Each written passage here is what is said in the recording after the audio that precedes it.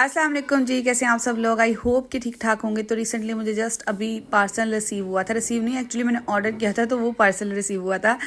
तो इसको जो है ना अनबॉक्स करते हैं। ज़ैद की मैंने 2 शर्ट्स ब्रेकआउट पे जो कि सेल चल रही थी तो ऑर्डर की थी।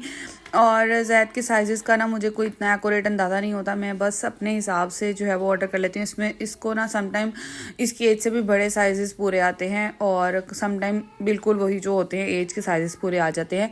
सो ये 2 शर्ट्स जो है ना मैंने डरते डराते ही ऑर्डर की थी एंड जब ये आई तो उसकी एक्यूरेट पूरी थी।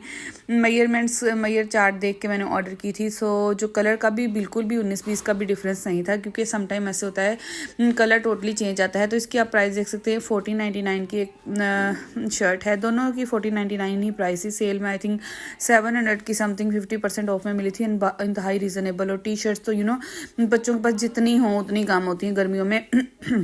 जैसे कि आपको पता है जैसे माह रमज़ान शुरू होगा उसके थोड़े अर्से बाद ईद आ जाएगी और वेदर एकदम टोटली चेंज हो जाएगा। तो इसलिए मैंने फिर ऑर्डर की थी कि जैसे ही समर्स आएंगे ना तो बच्चे पहनने वाले बनते हैं, क्योंकि अगर घर में मौजूद होना तो आपको ऑन द स्पॉट लेने नहीं जाना पड़ता।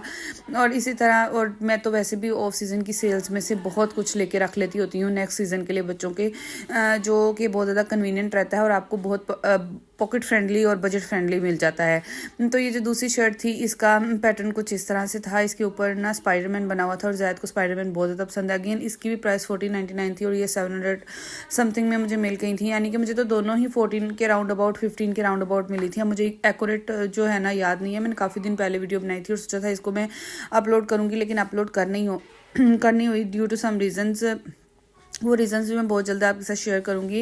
एक्चुअली एक शादी है, उसकी प्रिपरेशंस में लगे हुए हैं हम लोग। सो ये शर्ट्स जो है ना बहुत ही ज़बरदस्त लगी थी मुझे। और उसके बाद जो है ना मैं बाज़ार गई थी, मुझे थोड़ी सी चीज़ें चाहिए थी, जैसे कि कंटेनर।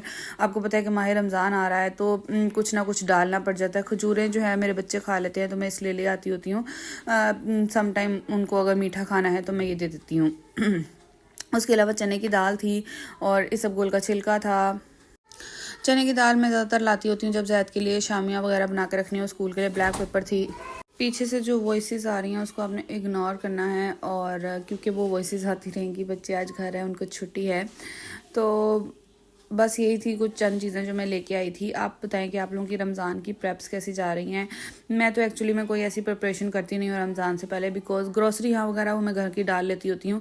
लेकिन मुझे ऐसे लगता है कि साथ के साथ भी चीज़ें बनती रहेंगी, जैसा आपका मूड हो वैसे बन जाती हैं। बट मुझे ऐसे लगता है कि रमज़ान में और इवन पूरे साल में ही हमें खाने पीने पे कम और इबादत पे ज़्यादा फोकस करना चाहिए। बिकॉज खाना पीना इज़ नॉट लाइक, मुझे ऐसे लगता है कि कोई बहुत ज़्यादा कंपलसरी नहीं होता कि आप तरह तरह की डिशेस बना के खाएं। कंपलसरी ये चीज़ है कि आप ज़्यादा से ज़्यादा अपने आप को इंगेज रखें अल्लाह की तरफ, और ये चीज़ सबसे बेस्ट होती है। तो बाकी सबका अपना अपना पॉइंट ऑफ व्यू है। तो मैंने कोई ऐसे प्रिपरेशंस नहीं की। यहाँ पे मैं बच्चों के लिए बर्गर बना रही थी, तो मैंने जो है वो पैटीज़ बनाई थी और उससे मैं बच्चों को बर्गर बना के दे रही थी। तो आई होप कि आप को वीडियो पसंद आई होगी। पसंद आई है तो कर दे इसको लाइक, चैनल कर दे सब्सक्राइब। मिलती हूँ नेक्स्ट वीडियो में।